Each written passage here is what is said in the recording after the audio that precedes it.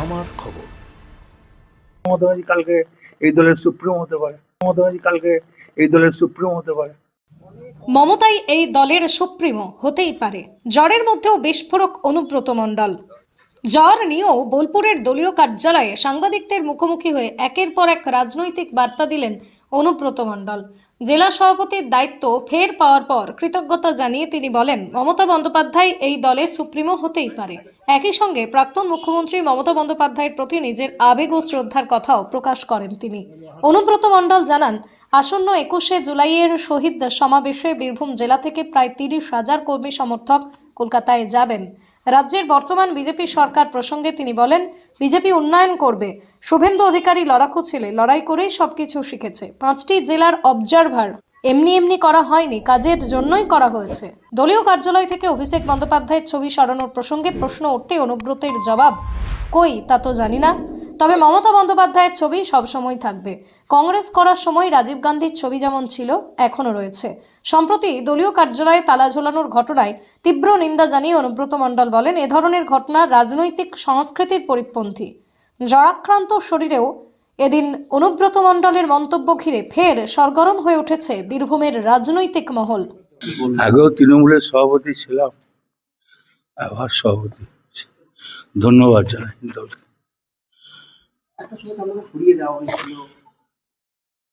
সরিয়ে দিয়েছিল, কেউ সরিয়ে দিয়েছিল।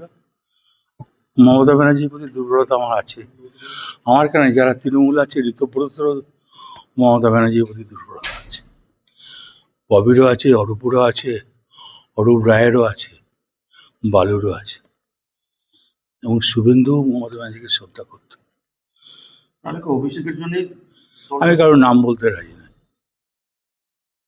দলটা কাকে দেখে করা? দল নিজেকে কংগ্রেস করেছি, কংগ্রেস থেকে তৃণমূলে এসেছি। দলটা আমি আজ থেকে করছি না। তখন বলে তোমার জন্ম হয় না, গাই বছরে ভোট করেছি। সংগঠন তাহলে এবার কিভাবে করবেন? সংগঠন কোন রকম ত্রুটি নেই। সংগঠন তৃণমূলের সংগঠন ঠিক আছে। 21শে জুলাই কি বীরভূম থেকে লোকজন যাবে? 100 বার লোকছে, খুব কম করে 25-30 হাজার লোকছে। আর কারা কারা তৃণমূলের এই জেলা থেকে আপনার সঙ্গে রয়েছে? সবাই তো, এখানে তো কোন রকম বীরভূম জেলায়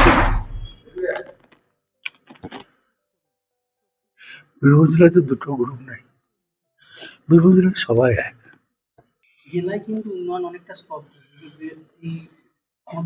সেক্ষেত্রে আপনার ভূমিকা কি হয়?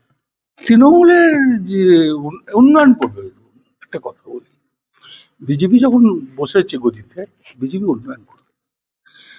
অন্নপূর্ণা ভান্ডার দিচ্ছে, স্বাস্থ্যসাথী যারা আয়ুষ্মান ভবন পাবে না, স্বাস্থ্যসাথী দেবো বলেছে দেবে। এখনো পর্যন্ত বীরভূম জেলায় প্রতিটি পঞ্চায়েতে কিন্তু তৃণমূলের দখলে, তো সেই ক্ষেত্রে কি উন্নয়ন? 100 দিনের কাজের তো নিঃসন্দেহে 100 দিনের কাজ দিয়েছে, যারা ভালো কাজ দিয়েছে 100 দিনে। দাদা বিজেপি কি ভালো কাজ করছে? এখন নিশ্চয়ই কাজ করছে, নাহলে এখন তো চোখে কিছু খারাপ পড়েনি। মুখ্যমন্ত্রী শুভেন্দু অধিকারীকে কি? দেখুন, ও তো খুব লড়াকু ছেলে। ও আজ নয়, কংগ্রেস যখন করতো তখনও লড়াকু, তৃণমূলের থেকে নন্দীগ্রাম থেকে লড়াই করে ও রাজনীতিটা শিখেছে। ওকে নতুন, ওর সম্বন্ধে কিছু বলার নেই। আমার জুনিয়র হতে পারে, কিন্তু কর্পূর্ত ছেলে। 5টা জেলার অবজারভার মমতা ব্যানার্জি এমনি করে নেই, কাজের দৌলতেই করেছিল। এগুলো তো দলের ব্যক্তিগত ব্যাপার, এগুলো বলা যায় না। দাদা আপনি যে রাস্তা দিয়ে আজকে এলেন দলীয় কার্যালয়ে, সেখানে অভিষেক বন্দ্যোপাধ্যায়ের সঙ্গে আমরা ছবি সরিয়ে ফেলা, কোনখানে চলেছিল? যে রাস্তায় নাম আমার চোখে পড়ে না, আমি কোনদিন দেখিনি। আমার সঙ্গে অভিষেক ব্যানার্জির ছবি থাকলে নিশ্চয়ই সরাবে না, আপনার চোখে পড়ে না। আমি তো মমতা ব্যানার্জির ছবিগুলো দেখি, ছবি রয়েছে, তারা আমার ছবি রয়েছে, অভিষেকের ছবি কোনো চোখে পড়ে না। মমতা ব্যানার্জির ছবি কি থাকবে? হ্যাঁ, 100 বার থাকবে, কেন থাকবে?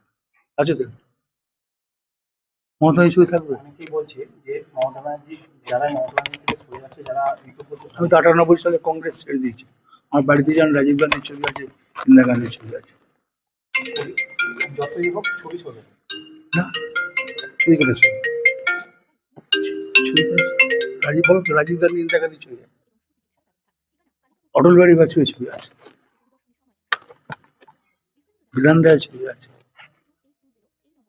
পপুলেশনের ছবি আছে। একুশে জুলাই প্রস্তুতি সভা কবে থেকে শুরু করছে? বুধবারে কলকাতায় ঘুরে আসবো, তারপরে কোনো কি দলীয় বৈঠক যাবে এখানে এর মধ্যে? দেখতে পারি। 21 জুলাই।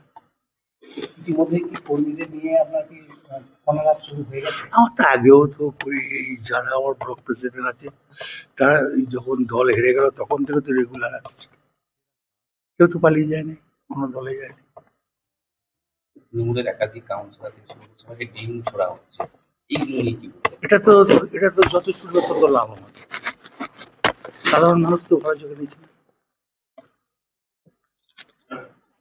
এবং সব মিউনিসিপ্যালিটিতে ছুটিয়ে কাজ। এটা কি কাম্য কখন যে কাউকে ডিম ছোড়া? এটা যারা ছুটছে পার্টি অফিসে তো ভেসল্যান্ডে নয়, খাস জমিতে নয়, পিডব্লিউ জায়গায় নয়, এটা ট্রাস্টি পার্টি অফিস। আমি ভদ্রভাবে কেস করি নাই, কেস করলে অনেক কিছু হয়ে যেত। কতটা ব্যথা পেলেন? এর আগেও তো আপনি আমি জানি ঘুরে দেবে ব্যথা কিছু না পাবো। এই ক্ষমতায় এবং বারবার ক্ষমতায় আবার বললাম আপনি তো করতে পারতেন এরকম। না, করবো কেন? সাধারণ মানুষ ভালোবাসে, করবো কেন? কেন মানুষের যে যার ইচ্ছা দল করতে পারে, যে যা ইচ্ছা দল করতে পারে। কই আমি তো সিপিএম আমলে সিপিএমকে তো কাউকে গায়ে হাত দিই 11 সালে। কোনো পার্টি অফিসে তালা মারবেন? কি জন্য মারবো? সব দলের তো অধিকার আছে। তখন শুনলেন যে পার্টি অফিসে তালা নেই, কতটা আমি সঙ্গে সঙ্গে এসপি কে বলেছি, আমি সমীর ভট্টাচার্যকে, বিজেপি সমীর ভট্টাচার্যকে বলেছি, উনি বললাম আমি দেখছি। দাদা ঋতব্রত যখন কাছে যাচ্ছেন সেই জায়গায় কি বেইমানটা শুনতে হবে?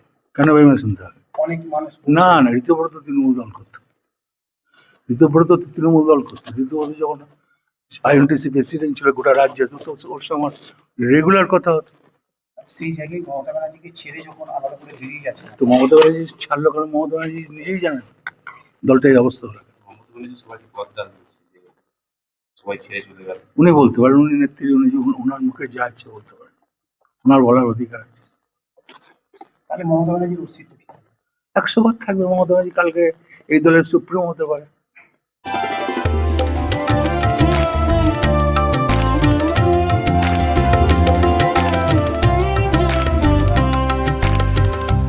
বীরভূম জেলায় সেনকো গোল্ড অ্যান্ড ডায়মন্ডসের মেগা শোরুম এখন বোলপুরে।